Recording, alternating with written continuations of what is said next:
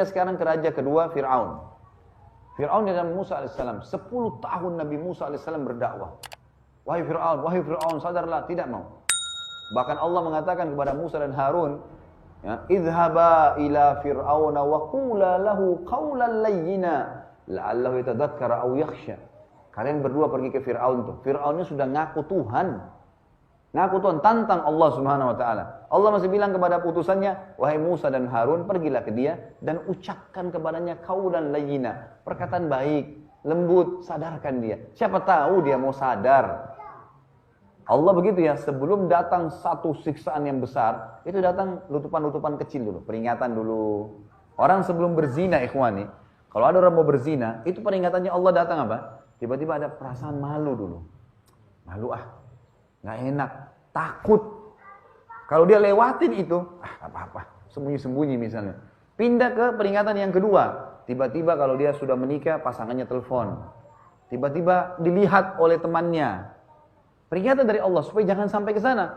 Enggak, dia lewati lagi sama dia. Nggak apa-apa sembunyi-sembunyi masuk hotel. Nanti tiba-tiba apa? Ada kebongkar berita apa? Terus sampai akhirnya nggak mau rubuh tuh hotel, mati gitu kan. Jadi peringatan Allah itu selalu begitu. Sebelum terjadi tsunami, ada letupan kecil, banjir. Sebelum longsor besar, longsor kecil. Nggak mau sadar, longsor lebih besar. Nggak mau sekalian, hancur. Gitu kan. Ini sudah diingatin berapa kali, nggak mau. Peringatan-peringatan datang, seperti itulah. Fir'aun ini diingatin ikhwan, nggak mau juga.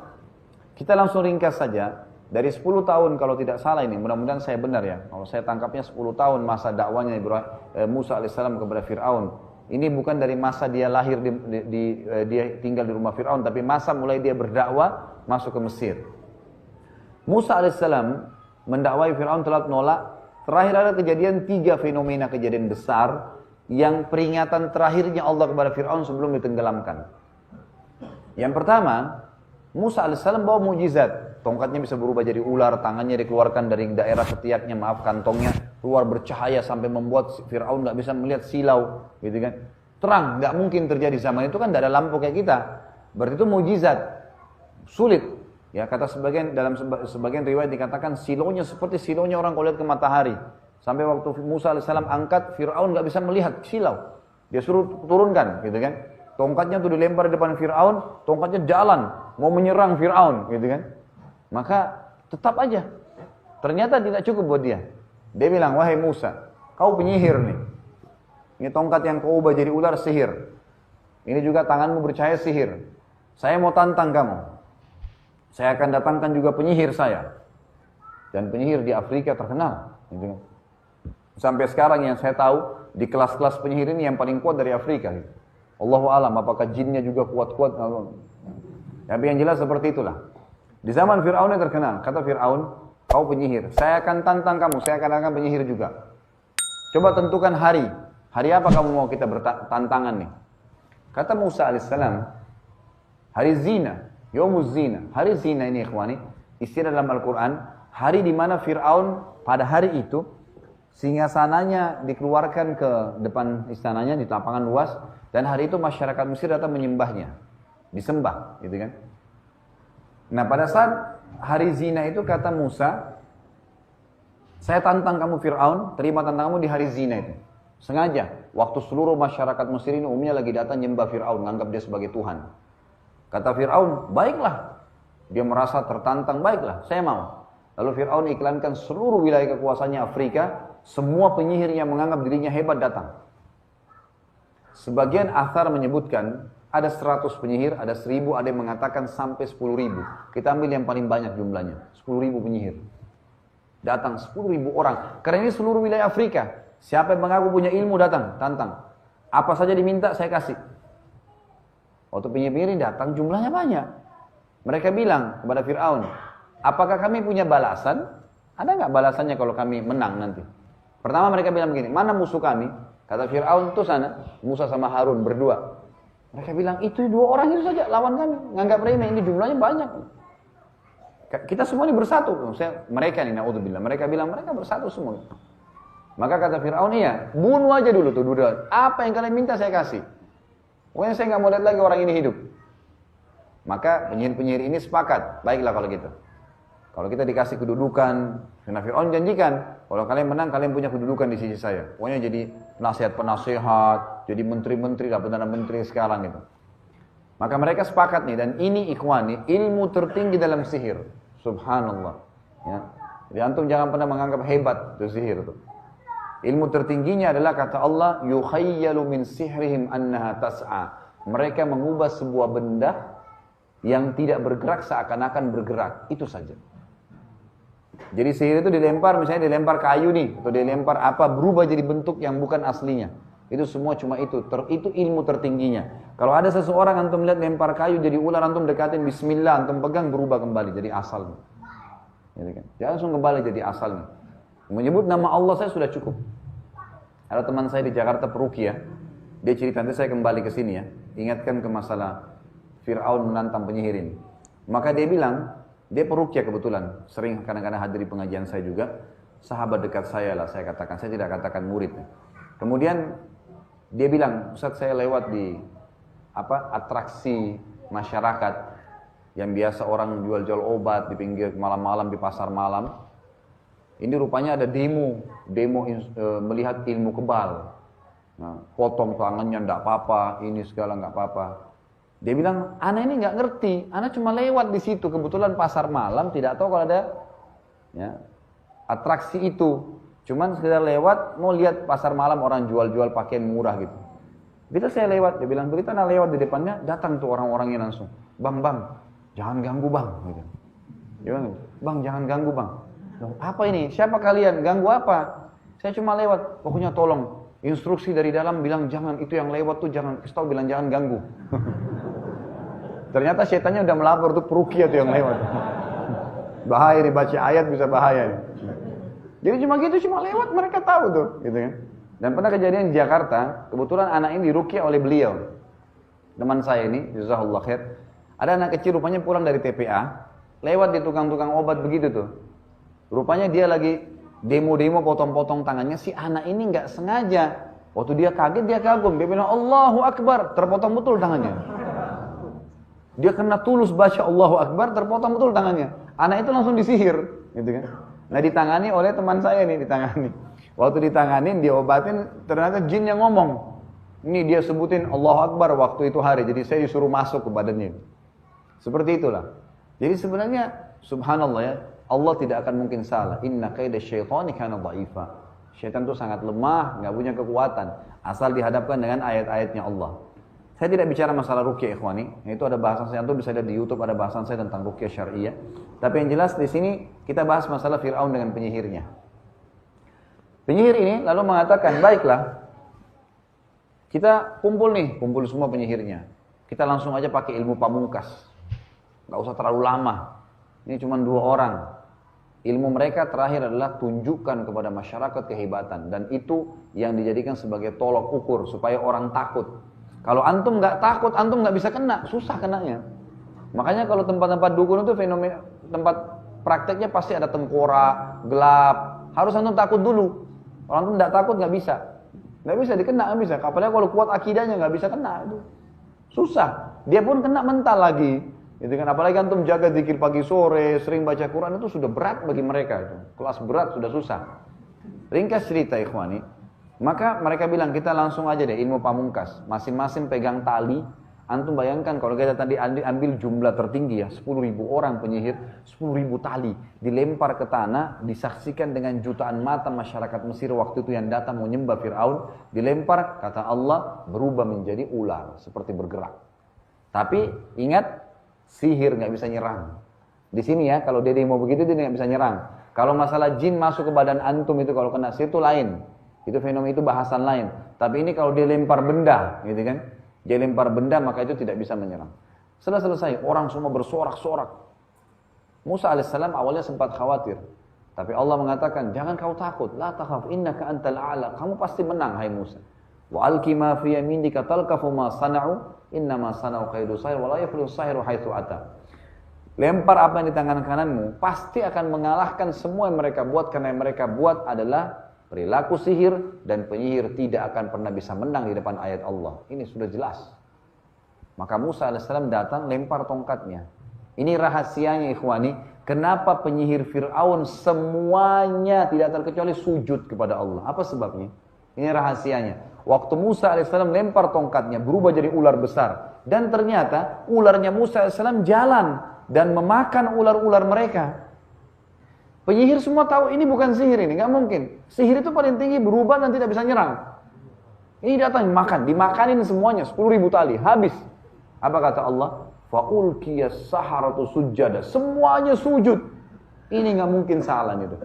Amanna bi Rabbi Musa wa Harun. Qalu amanna bi Rabbi Musa. Kami beriman kepada Tuhannya Musa dan Harun. Udah. Ini nggak mungkin sihir nih. Apa yang terjadi ikhwani? 10.000 penyihir Fir'aun kalah, tidak membuat Fir'aun mau beriman. Nggak mau. Ini kejadian pertama. Bahkan Fir'aun mengancam, semua penyihirnya dia akan potong tangannya, akan potong kakinya, akan salib.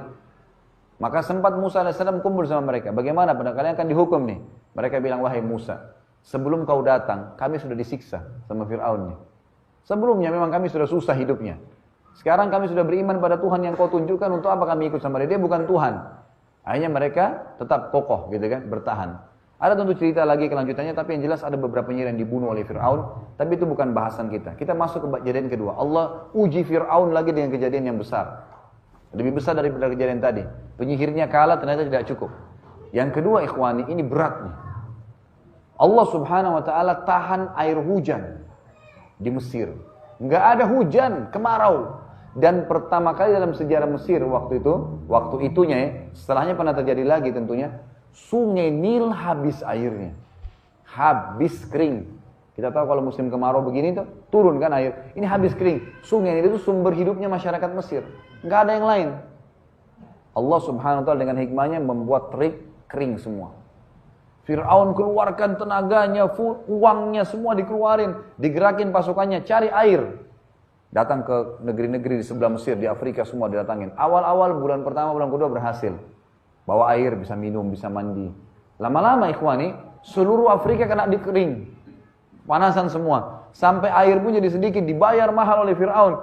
Dan air itu ternyata karena habis, di sana sudah sedikit, dan bisa cuma dibeli sedikit, dan di Mesir juga sudah habis. Di tengah jalan prajurit Fir'aun minum sendiri airnya. Habis, nggak ada. Sampai tiba satu hari, pengikutnya salah satu penasihat Fir'aun bilang, wahai Fir'aun, air sekarang buat anda ini tinggal ini nih, 1 gelas. Nggak ada lagi, tinggal ini. Kalau ini anda sudah minum, nggak ada lagi air. Jangankan untuk mandi, untuk minum udah nggak ada. Antum perlu tahu ya, saya pernah dulu tahun 89, pernah sekolah SMP di Mesir sebelum ke Madinah. Waktu itu saya masih belum ngerti apa-apa, diajak sama masih umur 14 tahun.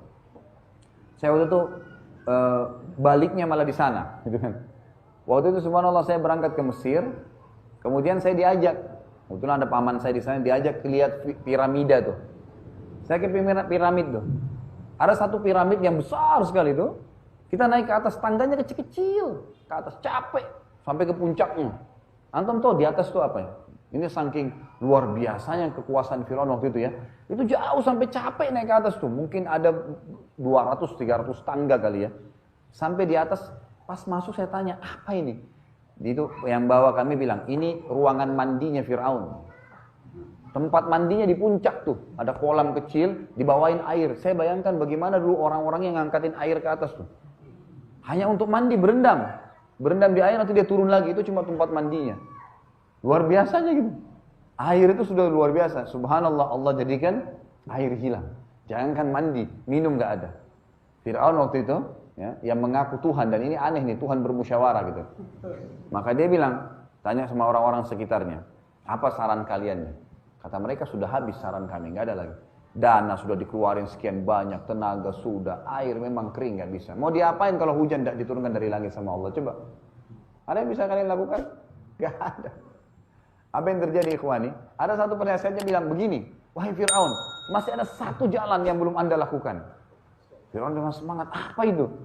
Anda belum minta kepada Tuhannya Musa. Tinggal itu yang belum, yang lain semua sudah. Subhanallah, ini hikmahnya gitu. Tinggal ini satu. Fir'aun kena ketakutan, ini tinggal ini airnya. Nggak ada lagi air nih. Habis ini, haus sebentar gimana? Mati. Gitu. Maka dia bilang, panggil Musa. Subhanallah, waktu itu Musa tinggal dengan pengikutnya di satu wilayah. Yang dengan hikmah Allah, Fir'aun nggak tahu ada sumur dan Allah buat melimpah airnya. Jadi orang-orang beriman ada airnya, gitu kan? Fir'aun nggak tahu tapi Musa hidup dengan kaumnya, gitu.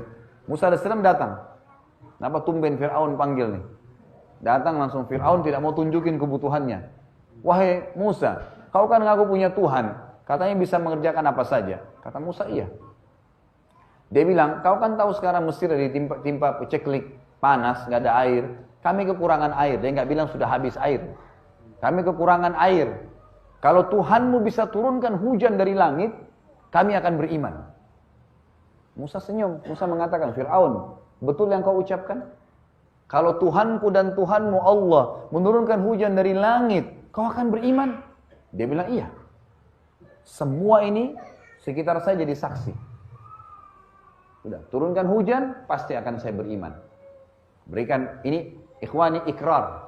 Seorang raja sebenarnya malu ya, punya kedudukan, tapi dia sudah bilang ikrarnya.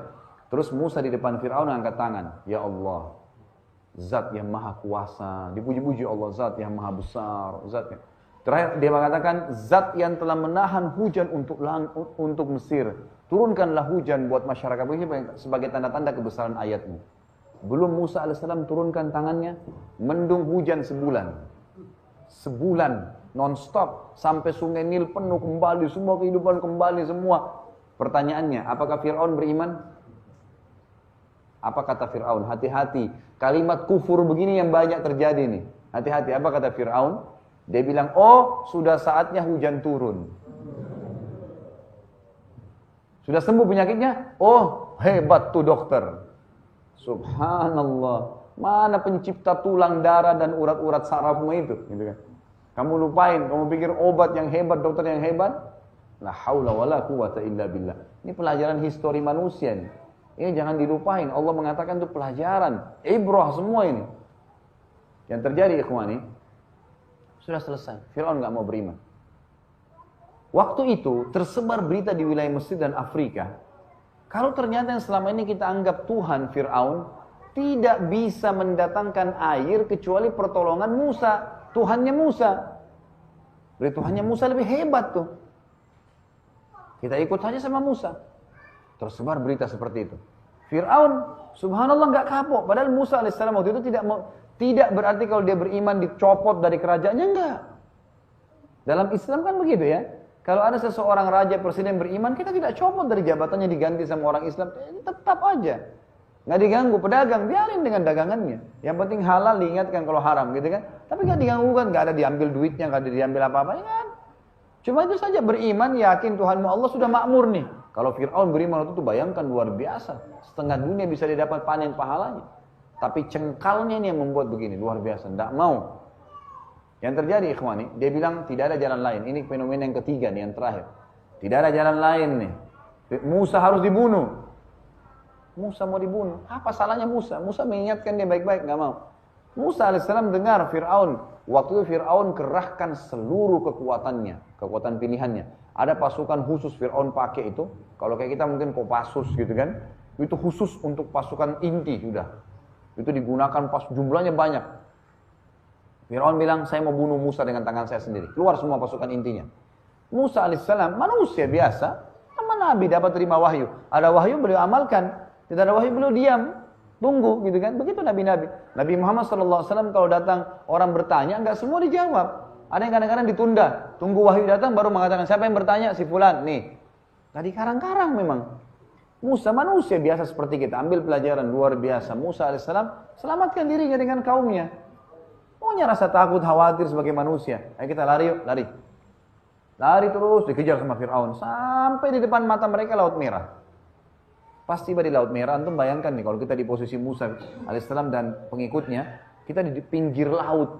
Depan kita Laut Merah, di belakang kita musuh sudah siap dengan beringasnya mau membantai. Tinggal ditebas leher kita, dibunuh dan segalanya. Nggak ada tempat lari. Apa kata pengikut Musa? Inna lamudrakun. Kita sudah kejangkau nih. Nggak bisa. Mereka pasti dapat kita. Dan Fir'aun sendiri Allah ceritakan mengatakan apa tuh, lihat Musa sama pengikutnya sudah di pinggir laut. Sudah tahu nih bisa habisin nih. Innahum lasyirzimatun qalilun. Kalau bahasa kita, oh cuman itu jumlahnya mereka. Bantai aja udah. Gitu. Apa yang terjadi? Mereka bilang sama Musa alaihissalam, Bani Israel, inna lamudrakun. Kita sudah ketangkap nih, pasti kita dibantai. Musa alaihissalam memberikan pelajaran kepada kita ikhwani. Makanya Nabi Musa sering disebutkan dalam Al-Quran. Dalam surah Qasas, surah Anbiya, ulang-ulang kisah Nabi Musa alaihissalam. Karena luar biasanya Musa alaihissalam dengan polosnya menjalankan perintah Allah, selebihnya Allah yang jalankan. Ambil pelajaran. Kata Musa, kalla, nggak mungkin. Nggak mungkin. Inna ma'i rabbi sayahdin. Tuhanku akan berikan petunjuk. Pada saat itu Musa alaihissalam didatangi Jibril. Jibril mengatakan, wahai Musa, Tuhanmu perintahkan kau mencambukkan tongkatmu di bibir Laut Merah. Itu saja. Itu saja. Nggak ada yang lain, nggak ada instruksi. Nanti laut akan naik, air nggak ada. Cambuk saja. Apa yang Musa lakukan? Patuh. Langsung. Angkat tongkat, cambuk. Selesai. Musa nggak tahu apa yang terjadi nanti nih. Nggak tahu ikhwan. Seperti itu. Jihad perang. Urusan nanti itu nanti. Sholat, puasa, nanti urusan nanti itu, nggak usah pikir. Itu yang dinamakan tawakal, ikhtiar, berbuat, langsung serahkan. Sudah begitu, itu tawakal, itu puncaknya. Wa may yatawakkal 'alallahi fa huwa hasbuh. Yang bertawakal pada Allah, dia akan dicukupkan oleh Allah. Ikhwani, perhatikan Allah Subhanahu wa taala mengajak bicara Musa alaihissalam sebagai manusia.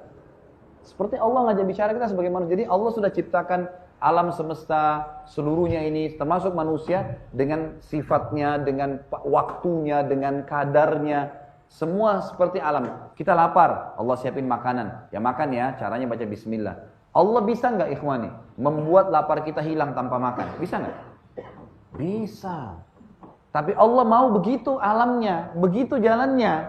Kita bisa hilang kok. Haus, ya Allah haus, hilang. Bisa. Tapi Allah ciptakan air, prosesnya minum ya, baca bismillah. Ada pahalanya pakai tangan kanan. Begitu sistemnya Allah ciptakan. Alaminya begitu. Maka Musa AS begitu. Cambuk tongkatmu. Itu saja perintahnya. Pertanyaannya ikhwani. Apakah Allah Subhanahu wa ta'ala, pertama gini, apakah tongkat itu ada hubungannya dengan air laut yang berdiri? Bisa nggak tongkat buat air laut berdiri? Nggak mungkin. Ini tongkatnya Nabi Musa, perlu antum tahu. Jangan ikuti pemahamannya orang Yahudi ya. Orang Yahudi bilang kita cari tongkatnya Nabi Musa. Jadi kalau banjir bisa hilangin banjir tuh. Padahal itu mukjizat Nabi Musa. Selain Musa mustahil bisa lakukan. Nggak mungkin. Allah yang jadikan kok. Tongkat itu dalam Al-Quran diceritakan hanya ahusyu biha ala ghanami waliya fiha ma'aribu ukhra, kata Musa. Saya cuma ngurus-ngurus gembalaan saya nih. Dan juga kadang-kadang saya ambil buah, jatuhin daun. Itu batang pohon biasa. Tapi dianggap sudah luar biasa. Ini Musa alaihissalam begitu. Cambuklah. Sekarang ikhwani, tidak ada hubungannya antara cambuk dengan air. Apakah pertanyaan selanjutnya, Allah Azza wa Jalla tidak bisa membuat Musa terbang saja? Nggak usah injak air. Bisa. Tapi Allah biarkan proses manusiawianya berjadi. Ini penting ya. Antum sakit, ya Allah sembuhin. Proses manusianya berobat ke dokter. Itu proses manusianya. Itu juga petunjuk dari Allah. Fahamin poin ini penting. Histori manusia berputar ikhwani. Dan ini tidak pernah berubah sampai hari kiamat. Ada proses manusiawianya. Maka Musa alaihissalam waktu itu cambuk, tiba-tiba kata Allah, Kat-tawdil azim, semua air-air Laut Merah itu berdiri seperti tembok-tembok yang tinggi. Air, bayangkan antum di tengah lautan, airnya berdiri seperti tembok. Dan terbagi menjadi 12. Antum kaget gak kira-kira? Luar biasa ini, air laut bisa berdiri seperti tembok. Fir'aun waktu lihat itu ikhwani, bukan sadar, ini peringatan yang ketiga nih. Lihat air laut berdiri, Musa hantam tongkatnya, tongkat yang dipakai usir, cuma ngatur gembalaan, itu bisa air terjadi seperti itu. Enggak kapok. Musa alaihissalam waktu itu diikuti dengan 12 Bani Israel, suku Bani Israel, maka mereka masuk setiap suku di satu jalan, dibuatkan 12 jalan oleh Allah. Waktu Musa masuk, Fir'aun bilang apa? Bukannya dia berhenti, takut lihat ini beriman, enggak. Kejar Musa sebelum dia selamat ke samping, ke sebelah. Kejar, masuk, subhanallah. Masuk, begitu masuk Allah selamatin Musa AS dengan berikutnya, lalu Allah tenggelamkan Fir'aun. Habis sudah. Waktu tenggelam, dia lihat sudah hancur semuanya, baru bilang, sekarang saya beriman kepada Tuhan. Dengan tulus ya, ini luar biasa. Saya beriman kepada Tuhannya Musa dan Harun. Dan tidak bisa, udah telat. Sudah telat karena waktu itu diucapkan, Allah menukil kepada kita. Karena siapa yang dengar suaranya Fir'aun waktu itu? Enggak ada. Ada yang dengar? Enggak ada. Di laut, tenggelam. Allah yang nukil kepada kita dalam Al-Quran. Waktu itu sudah proses sakaratil maut. Dia lihat malaikat maut. Dia sudah lihat fakta-fakta itu. Nah baru dia takut. Saya beriman. Udah nggak bisa. Jadi ini bukan hanya sekedar karena tenggelam ya. Bukan. Karena sudah menghadapi sakaratil maut. Kan sudah tidak bisa. Kalau sudah balagatil hulkum. Sudah sampai di tenggorokan. Wa antum hina idin tandurun. Karena waktu itu sudah melihat semua nih. Malaikat yang diceritain semua sudah datang. Ada depan mata. Maka disitulah Fir'aun baru mengucapkan, gak bisa terima lagi taubat. Kata Nabi SAW, diterima taubat selama belum sampai ruh di kerongkongan. Ringkas cerita, Allah SWT mengatakan, hari ini kami akan selamatkan jasadmu hai Fir'aun agar kau menjadi tanda-tanda kebesaran kami bagi orang yang datang setelahmu. Gitu kan? Seperti itu gambarannya.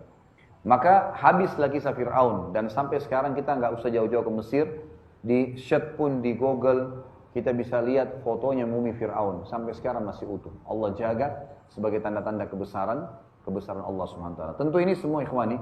Kalau tadi kisah Namrud Allah sebutkan dalam surah Al-Baqarah urutan 2 ayat 258.